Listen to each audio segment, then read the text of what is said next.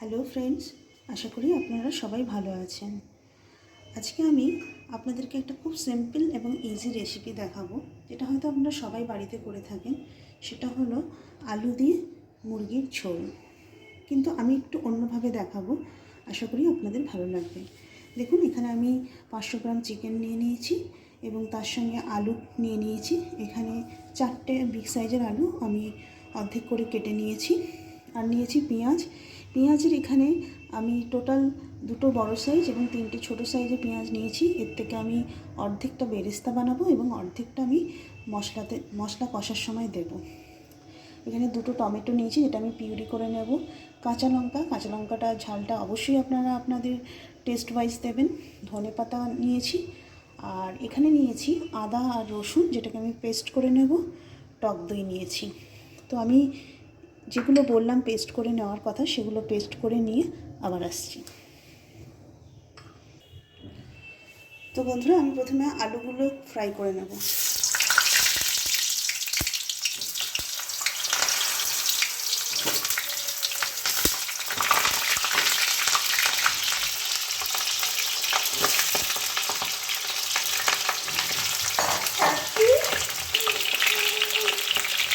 আলুগুলো ফ্রাই করার সময় আমি একটু নুন দিয়ে দেবো, তাতে কিন্তু কালারটা খুব সুন্দর আসবে।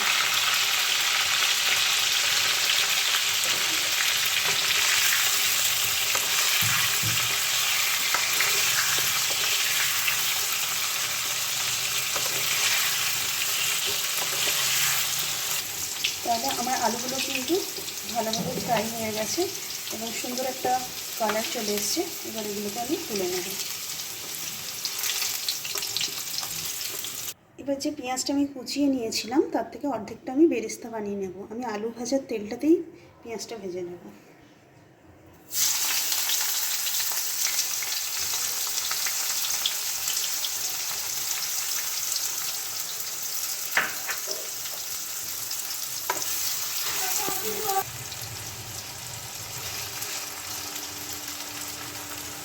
তো বন্ধুরা, আমার পেঁয়াজের বেরেস্তাটা কিন্তু রেডি হয়ে গেছে। এবার দেখুন, আমার কড়াইতে যে তেলটা আছে ওটাতেই আমি বাকি রান্নাটা করে নেব। কারণ আমি যখন সবার প্রথমে আলুটা ফ্রাই করেছিলাম, তখনই আমি একটু বেশি তেল দিয়ে দিয়েছিলাম, যাতে এই একই তেলে রান্নাটা করা যায়। তো প্রথমে আমি তেলটার মধ্যে শুকনো লঙ্কা, গোটা জিরে এবং 2টো তেজপাতা ফোড়ন দিয়ে দেবো। দেখুন, আমার এটা কিন্তু হয়ে গেছে। শুকনো লঙ্কা থেকে একটা গন্ধ অলরেডি ছাড়তে শুরু করেছে। এবার আমি যেটা করব, প্রথমে আমি মাংসগুলো দেব।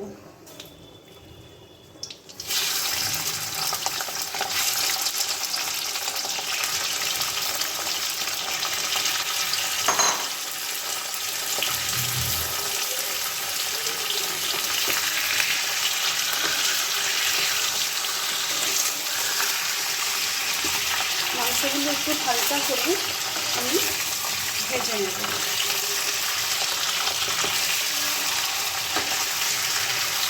এইভাবে যদি মাংসটা ভেজে রান্না করেন, তাহলে কিন্তু মাংসটা খেতে খুব টেস্টিও লাগে এবং অনেকেরই এরকম মনে হয় যে মাংস থেকে একটা গন্ধ লাগে, সেটা কিন্তু একেবারেই থাকে না।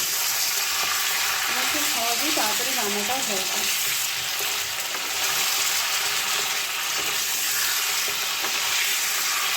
খুব বেশি ভাজবো না, 2 মিনিটের মতো এটাকে একটু ভাজবো। এরপরে আমি যে অর্ধেক পেঁয়াজ কুচিটা রেখেছিলাম সেটা দিয়ে দেবো।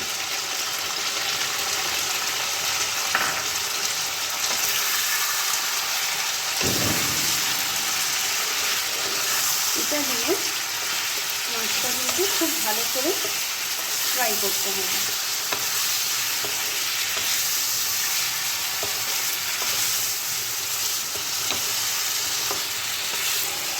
পেঁয়াজ দিয়ে মাংসটা ভাজতে ভাজতেই আমি আদা রসুনের পেস্টটা দিয়ে দেবো।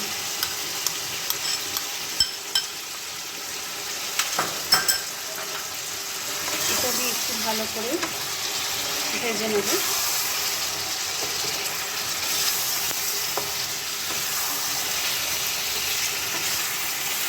এবার আমি টমেটোর পিউরিটা দিয়ে দেবো। টমেটোর পিউরিটা দিয়েও কিন্তু ভালো করে কষিয়ে নিতে হবে যতক্ষণ না টমেটোর কাঁচা গন্ধটা চলে যাচ্ছে। টমেটোটা কষাতে কষাতেই আমি এর মধ্যে কিন্তু বাকি মশলাগুলো দিয়ে দেবো। এবার আমি 1 চামচ জিরে গুঁড়ো, 1 চামচ ধনে গুঁড়ো, 1 চামচ হলুদ গুঁড়ো, নুনটা অবশ্যই আপনাদের স্বাদ অনুযায়ী দেবেন। এখানে আমি 1 চামচ ইউজ করলাম।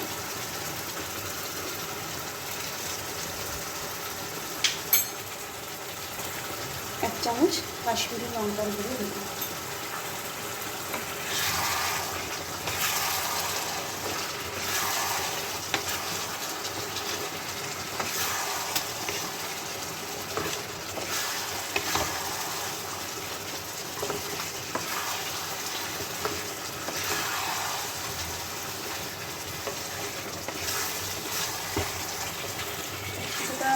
হাফ কষানো হয়ে গেছে এবং টমেটোর কাঁচা গন্ধ বা মশলার যে কাঁচা গন্ধটা কিন্তু চলে গিয়ে একটা সুন্দর গন্ধ বেরোচ্ছে।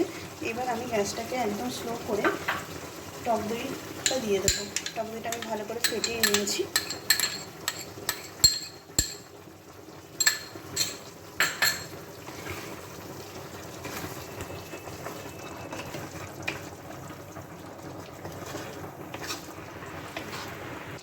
দই দিয়ে কিন্তু আমি বেশিক্ষণ মাংসটাকে কষাবো না। এবার আমি আলুগুলো দিয়ে দেবো। আলুগুলো দিয়ে 4 থেকে 5 মিনিট আমি একটু ঢাকা দিয়ে করব।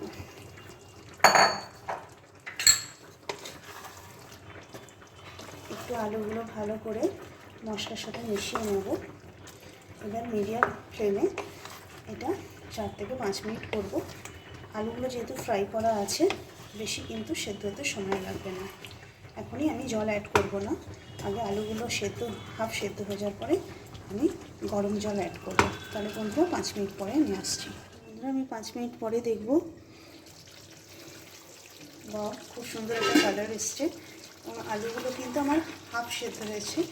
এরকম অবস্থাতেই আমি গরম জলটা অ্যাড করে দেবো। এখানে আমি 2 কাপ মতো জল নিয়েছি, বড় কাপের। আপনারা ঝোলটা আপনাদের অনুযায়ী বানিয়ে নেবেন। যেহেতু এটা মুরগির ঝোল হবে, পাতলা ঝোল, সেহেতু কিন্তু জলটা একটু বেশি দিয়েছি। এবার এটাকে আমি 10 মিনিটের জন্য ঢেকে দেবো। তার আগে আমি ওপর থেকে 3টে কাঁচা লঙ্কা এবং যে পেঁয়াজের বেরেস্তাটা আমি বানিয়েছিলাম সেটার হাফটা ছড়িয়ে দেবো।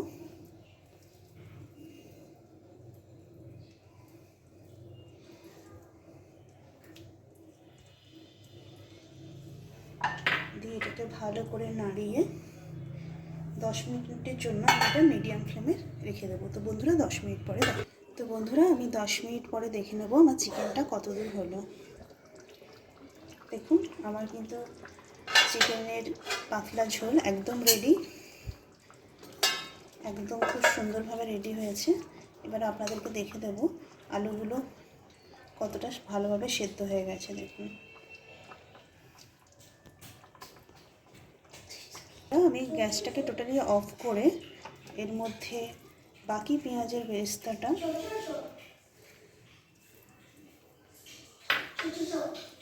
এবং ধনেপাতা কুচি উপর থেকে দিয়ে 5 মিনিটের জন্য ঢাকা দিয়ে রেখে দেব। তারপরে আপনাদেরকে আমি সার্ভ করে দেখাচ্ছি। তো বন্ধুরা 5 মিনিট আমি জাস্ট গ্যাসের ফ্লেমটাকে অফ করে টোটালি আমি এটা রেখেছিলাম। এবার আমার ফাইনাল রেসিপিটা রেডি।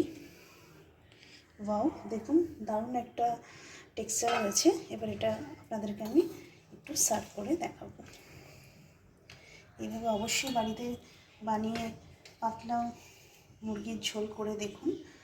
বাচ্চা থেকে বড়রা সবাই খুব পছন্দ করবে।